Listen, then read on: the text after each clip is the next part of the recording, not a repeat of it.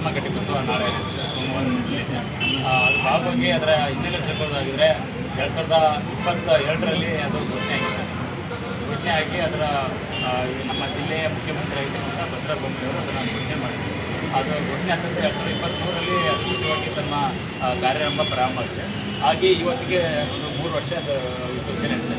ಇವತ್ತಿನವರೆಗೂ ಏನೋ ಹಿಂದೆ ಕಳೆದ BJP ಸರ್ಕಾರ ಇದ್ದಾಗ 2 ಕೋಟಿ ರೂಪಾಯಿ ಒತ್ತಿ ಕೊಡ್ತೀವಿ ಅಂತಕ್ಕಂಥ ಹೇಳಿ ಸಂದರ್ಭದಲ್ಲಿ ಅವತ್ತಿಂದ ಇವತ್ತಿನವರು ಕೂಡ ಯಾವುದೋ ₹1 ಹಣಕಾಸು ಕೊಡಲ್ಲ. ಬಟ್ ಇವತ್ತಿನವರು ಕೂಡ ವಿದ್ಯಾರ್ಥಿಗಳು ಕೊಟ್ಟಿರ್ತಕ್ಕಂಥ ಫೀಸಲ್ಲೇ ವಿಸರ್ಜನೆ ನಡೀತಾ ಇದೆ.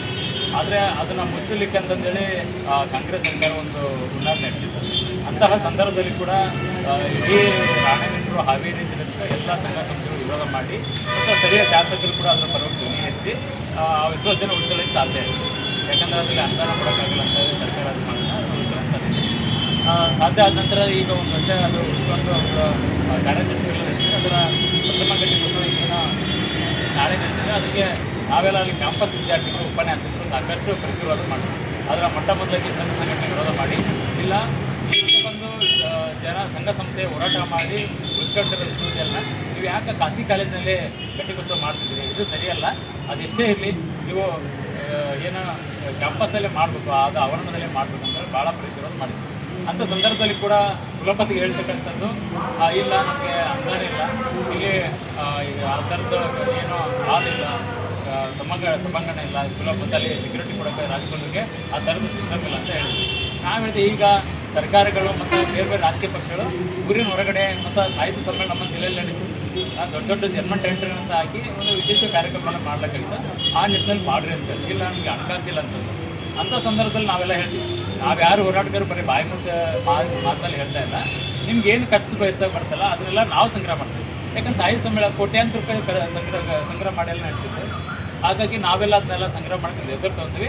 ನೀವು ಎಲ್ಲೇ ಮಾಡಿರೋದು ಪಟ್ಟಿಡ್ಕೊಂಡು ಕೂಡ ಕುಲಪತಿಗಳು ಯಾವುದೇ ಥರದ ಸ್ಪಂದನೆ ಮಾಡಲಾರ್ದ ಅವರು ಚಕ್ರಾಧಿಪತ್ಯ ಅವರ ಸರ್ವಾಧಿಕಾರಿ ಧೋರಣೆಯಿಂದ ಈಗ ಖಾಸಗಿ ಕಾಲೇಜಲ್ಲಿ ಇರ್ತಾರೆ. ಅದಕ್ಕೆ ಭಾಳಷ್ಟು ಸಾಕಷ್ಟು ಹಾವೇರಿ ಟೌನ್ನಲ್ಲಿರ್ತಕ್ಕಂಥ ಎಲ್ಲ ಸಂಘ ಸಂಸ್ಥೆಗಳು ಭಾಳ ಪ್ರತಿರೋಧ ವ್ಯಕ್ತಪಡಿಸ್ತಾರೆ.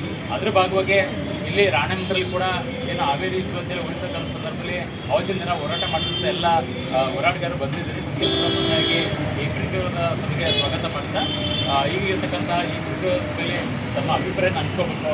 ನಾಳೆ ಇರ್ತಕ್ಕಂತಹ ಏನೋ ರಾಜ್ಯಪಾಲರ ಅಧ್ಯಕ್ಷತೆ ವಹಿಸಿ ಮೊದಲ ಘಟಿಕೋತ್ಸವ ಇದೆ.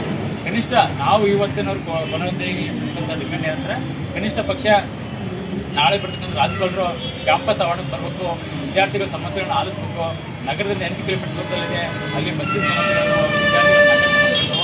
ಹಾಗಾಗಿ ಈ ಹಾವೇರಿ ಜಿಲ್ಲೆ ಅಭಿವೃದ್ಧಿಗೋಸ್ಕರ ನಾವೆಲ್ಲ ಕೂಡ ಮಾತಾಡಬೇಕು, ಇದೊಂದು ಪ್ರತಿರೋಧ ವ್ಯಕ್ತ ಆಗಬೇಕಂತ ನಮ್ಮೆಲ್ಲ ಹೇಳ್ಕೊಡ್ತೀನಿ.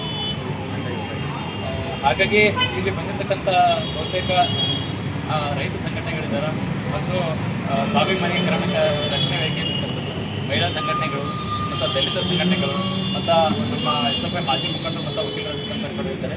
ಅದೇ ರೀತಿ ಸಾಹಿತಿಗಳು ಮತ್ತು ಕಲಾವಿದರು ಸೇರಿದಂತೆ ಒಟ್ಟಾರೆಯಲ್ಲಿ ಮತ್ತು ಏನೋ ನೆಗರು ಅಂತಕ್ಕಂಥ ಸಂಘಟನೆ ಈ ಥರ ಎಲ್ಲ ಸಂಘಟನೆಗಳು ಎಲ್ಲ ಬಂದಿದ್ರಿ.